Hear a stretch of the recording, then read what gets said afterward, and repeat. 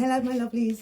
So slowly coming out of hibernation here in the Ballastura or Killen household. So here we are in January. Yeah, kind of the worst month for all of us, right? There are reasons for that, and so I've done a little bit of research for you and give you some reasons and things to celebrate perhaps. So January, it always feels longer to us in the modern day, and that's because December has become such a shorter month.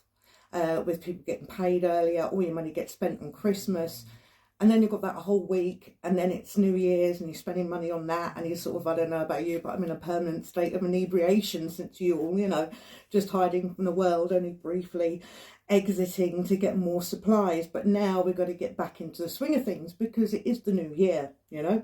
So in fact, December is the same length as January, but it seems longer to us, but there is kind of a reason for that. So, bit of research. The original calendar, which of course came from the Romans, it initially started with 10 months of 304 days because it fit in with the lunar cycle. So all the months had 30 or 31 days. But as they discovered more about the solar cycle and that it was 365 or 365 and a bit days, the Romans had a superstition that even numbers were unlucky.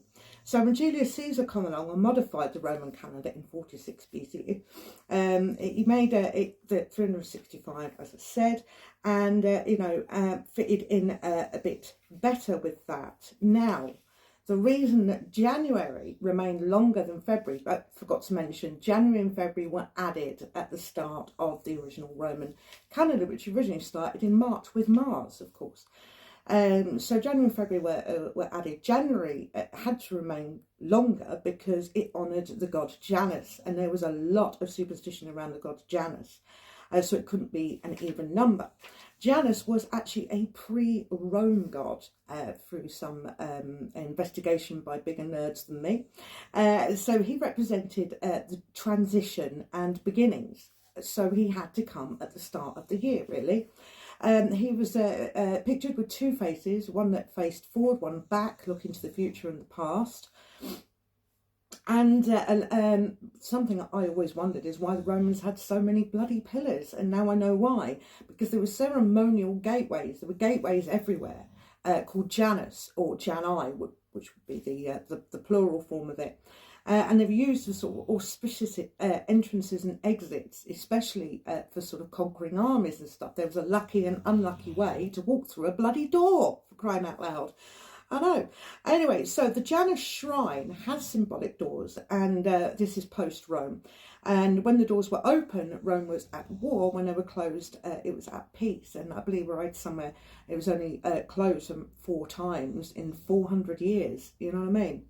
So the festival date for Janus is January the 9th. So you could have a little bit of a celebration then, couldn't you? And it involved, and it always was invoked the first in any liturgies, any awesome big giant ceremonies, I guess. Anywho, so he was also celebrated or invoked at the beginning of the day, at the beginning of the month, and at the beginning of the year. And so I almost wonder if farmers perhaps could be linked with Janus, because, you know, they're the most superstitious of all, I would think, because so much is reliant on them getting it, timing the planting and harvesting right, you know.